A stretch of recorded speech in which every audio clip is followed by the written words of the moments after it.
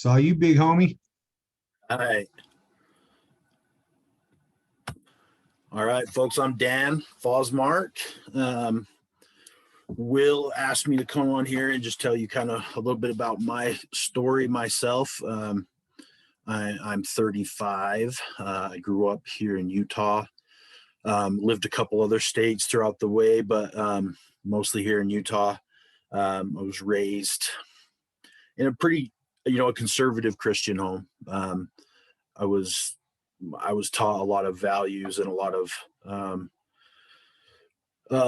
things to value, like truth and honesty and being a good person all around, and that kind of stuff. And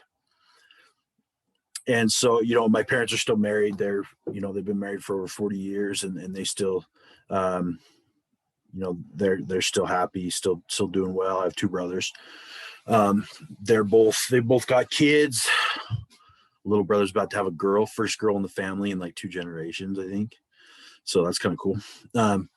So I wanted to focus on this last year for me.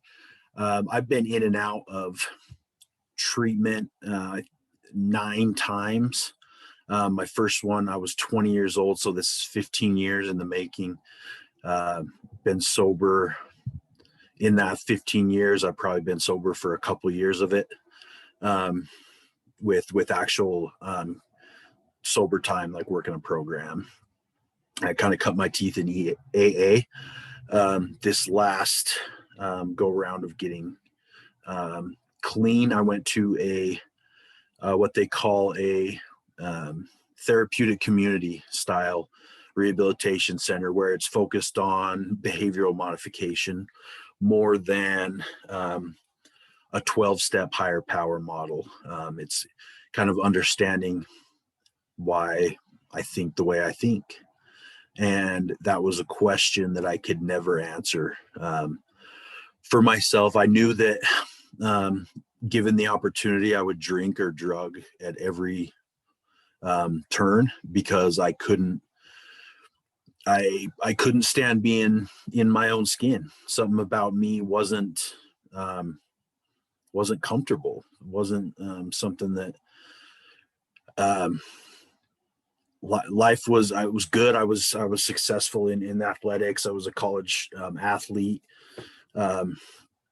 It's not like my childhood was bad by any stretch of the imagination, but something in me wasn't satisfied. I was always restless, irritable, and discontent for the most part. And through a series of injuries, I got addicted to painkillers. This was in the early 2000s. So this was the early 2000s, and it was kind of before the whole opioid thing became a huge epidemic. And I was a scholarship athlete, and so I was afforded really good medical care and being an asset to an organization that needs players to make money from and athletes. They were more than happy to accommodate any sort of medication needs that I had, because the goal was to get me back and to get me performing again. So I got pretty addicted to pain medication, and I was partying. I was in college, and so that kind of started this whole road. And in that, I've used everything that you could probably think of. And so my life looked a lot like this in the last 15 years. Job after job after job, couple months at a time, I would fall off, stop showing up on time, not doing the work I need to get done while I was there, and I'd get fired, and it was always someone else's fault. Them not understanding me or what my needs were, and or understanding that I was the one that did it, but nonetheless, the outcome was me having to move on. And so it was just kind of in and out of the rooms of AA. That's where I met Willie, which was years ago now. I think, yeah, it's been a long time. And so this last year, I So I got my third DUI in January of 2018. And so I'm now a felon. I went to jail for a while, got out on probation, was doing good, working, and it just kind of, the alcoholism and the drug use just kind of crept back in. I started being just unhappy. I didn't have a solution to how I felt. And well, I did have a solution to how I felt, and it was anything that would make me not feel how I felt inside. And so that's what I did. I reverted back to what I knew was destructive, but it was the only way I knew how to get through the day, despite all the stuff I'd learned in AA and through, spiritual advisors and just good friends. I don't think I was ready to hear that message quite yet. And in my mind, I thought I was, and I do really well for a while. And then I would take the foot off the gas and coast a little bit. And that was always turned into a disaster for me. So I ended up back in jail through a probation violation from drinking, and went back to jail. And I have a 0 to 5 hanging over my head, and I didn't want to go to prison. And so I asked the judge to get me into a program, which in my mind is easy because I've done so many of them and I completed most of them. Got kicked out of probably half of them, but I completed half and was, a model student of a therapeutic environment. And so I thought, cool, I'll just do this. I'll appease these people enough to where I can just get out and I can just start doing what I was doing again, because that was the only way I knew how to be okay with myself. And if whoever's struggling with this, that it's a crazy cycle of me being unhappy, so I drink, and then drinking making me unhappy. So it's just a constant cycle of guilt, shame on top of guilt, and just feeling like, my existence was a problem. If anything, it was an inconvenience to everyone around me, and that's how I felt. That's how I perceived myself. And so I went to a rehabilitation center, and I was miserable there. It wasn't like I was used to. It was a lot of work, not a lot of therapeutic side. I didn't feel like I was getting what I needed. So I left there, and this was a turning point. I left there, and it was in June, early June of last year. And I walked from Farmington to East Layton to my parents' house because I didn't have anyone, no one would come pick me up. No one wanted to be around me. So I walked over to my parents' house, and it was about 6 a.m. when I got there, and they opened the door, and they'd already known. The place called, the chain of custody, the place called my parents and let them know what had happened. And they just said, sorry, dude. We love you, but you just can't be here. You can't, we just can't do this anymore. We've been doing this for 15 years. And they were big enablers at the first. I don't think they wanted to believe that there was an issue. And over the years, it got to a point where it was just like, let's help him out because maybe that'll help him out. But that was, they learned over time that them helping me out was actually detrimental because I used that help. And I was ungrateful for it. And I used it just to get a handout. And and then I wouldn't follow through with any sort of a commitment that I made to them on what my follow-up would be, follow through with that help. And so my dad, they let me in to get a bag, and the trust was so shattered that my dad actually walked with me down to the room I used to stay in, and wouldn't even let me be alone in his house. And that's the place that I took it. I took it to that point. And that was a pretty big eye opener for me. So I went and I slept at the park for about a week. And, one of those days was my birthday, and I drank the day before. That was June 2nd. And my parents let me come over to eat on my birthday. And I thought for sure, it's my birthday. They're going to let me stay here, and I'm going to smooth stuff over, and I'm going to make it right enough to where I can get some sort of stability, because safety, hunger, thirst, and shelter were never things that I ever had to worry about.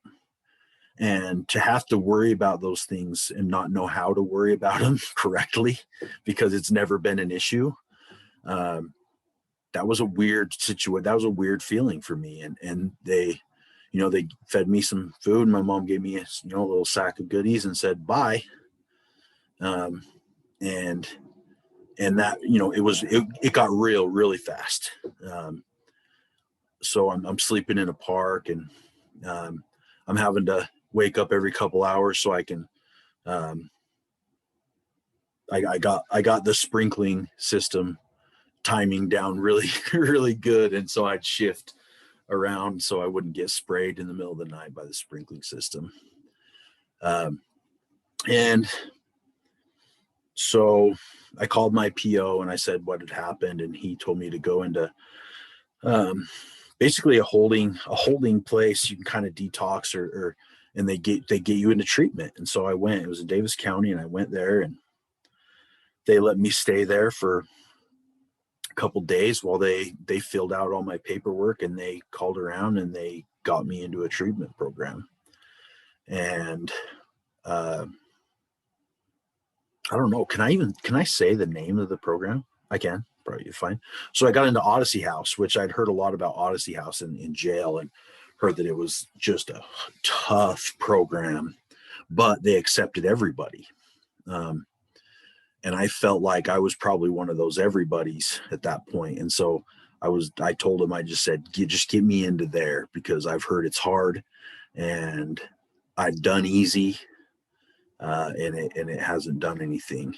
And in these last, 15, 16 years, it wasn't for lack of trying to get sober and stay sober. I really wanted to not live in misery all day long. But I just didn't have the skills to be able to do that I couldn't sustain that for any period of time. No matter what I did or how I tried, I could never maintain. And so I got into Odyssey House, and this was, pandemic was at its height. And, I was quarantined for a couple of weeks in a house, and this whole concept of this community is just so foreign to everybody. If you're not familiar with how Odyssey House operates, I can't explain it. It's not something that's easily explained, but that was it was the best year of my life. I was in their residential program for 6 months, and in there, and mind you, I've been in through nine different rehabs, and they were everywhere from retreats like AA based, stuff to religious. I spent a year in Seattle in a religious program to where they just taught about Jesus and never talked about our problem of addiction. And I passed, I went through there, and it was a year long, and I did well, and I can say all the right things, and I went into Odyssey House, and it was totally different than anything I've ever imagined. I got an individual therapist who is my hero to this day. She's an incredible woman. She taught me how to uh, navigate my mind, and how to look back and to look forward and to dig into what makes me tick, because my whole life I didn't understand why I did the things I did and why I thought the way I thought, and nothing I had tried up until then could explain that to me. And she introduced me to, and Odyssey House as a whole introduced me to these concepts like core issues and core beliefs and thinking errors. And so what a core belief is something I tell myself that I actually really believe that is self-defeating. My biggest one um, is I am worthless. One of them is um, I'll never be good enough. I'm unlovable. Uh, all these things that I believed uh, throughout my life, I'd done so much damage to myself and those around me that I believed that these things were true. That I'm not good enough, and these thinking errors that accompany those are, I guess, to understand them, it would be like lapses in thinking that you're pretty unaware of. Like one of my biggest one is people pleasing. That's a thinking error. And for a lot of people, I'm a people pleaser. So that means you do a lot of stuff for other people and that makes you feel good. Well, when it's a thinking error, I use it to try and prove to myself that my core belief is wrong, that I am lovable. If I do enough for somebody, if I go out of my way, then I'm going to get what I need from them in order to feel loved. And that blew my mind. That was a revelation that was it was incredible because it answered the question, why do I act the way I act? And because I think about myself the way I did, self-esteem and self-worth were low, really low. And so things like love, approval, and respect were so paramount. And I would get that. I would try my hardest to get that through external means. And I would do anything I had to do to get that. I would use people. I would, um, I would lie. I would cheat. I would, be talking to other girls if I was dating somebody, so I could feel wanted, because whatever it wasn't enough. It was an addiction in itself.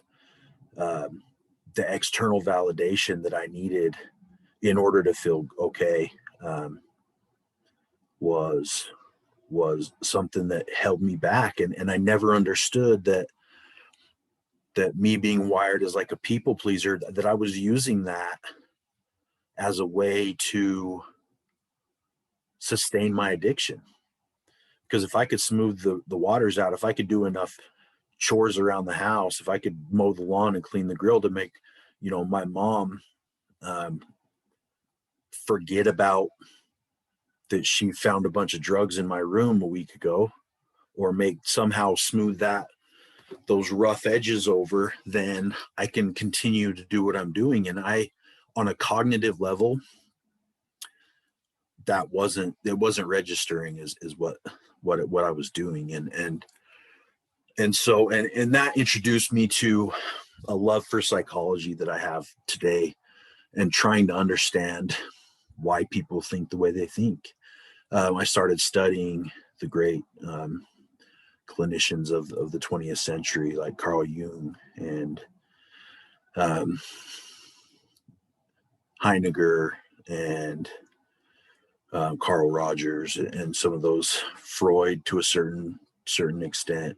Um, because these core beliefs and core issues are actually formed between the ages of 2 to 5, really. That's when these things start to form, these feelings that we have about ourselves. And so even though I had a good childhood, in my mind there were things that I could, now that I understood, I could look back and I could replay memories, and I could pick stuff out that were like, oh, that makes a lot of sense. This is why I acted that way in this certain scenario. That, I understand that. And now that I understand it, I can change the way I conduct myself and how I present myself to the world, because I know better. And that was incredible to me. So I started doing some shadow work.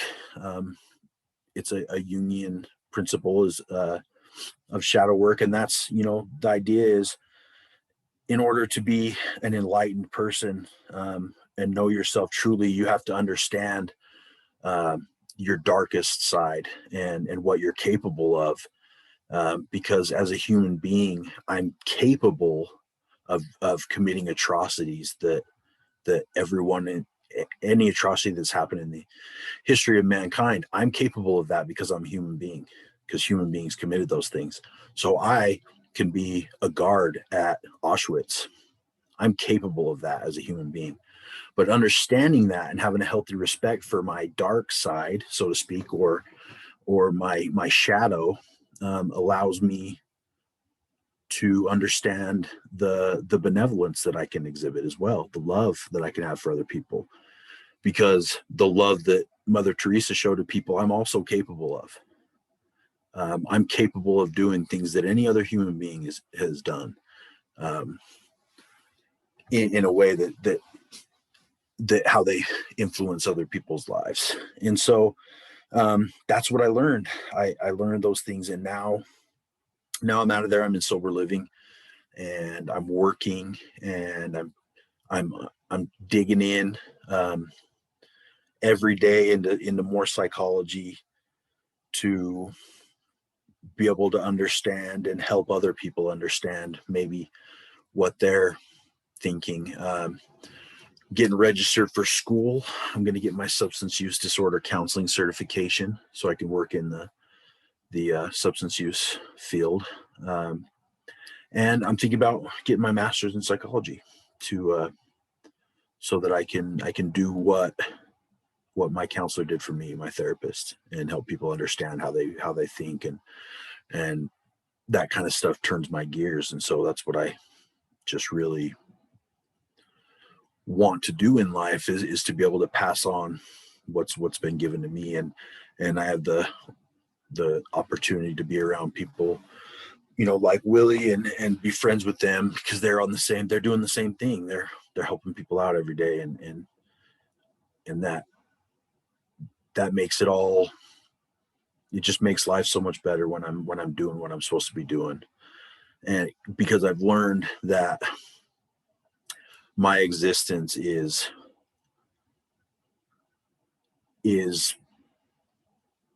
paramount. Me as a person is just the way it's supposed to be, and I have value as an individual, and as a person, and a person in recovery, and I have valuable things that I can add to people's lives. And so that's what I'm doing these days. Let's plug some social media outlets. I'm on Facebook as Dan Fosmark, and I'm on Instagram as, let me find out. I don't even know what my Instagram handle is. It is big_d.fos. Big D Foz on Instagram. Yeah, I just I'm down here in Salt Lake, and just doing my thing, and living the life that that I've been supposed to be living the whole time. But I'm glad it happened when it did, because if those things wouldn't happen, then I wouldn't be the man I am today. And so everything happens for a reason.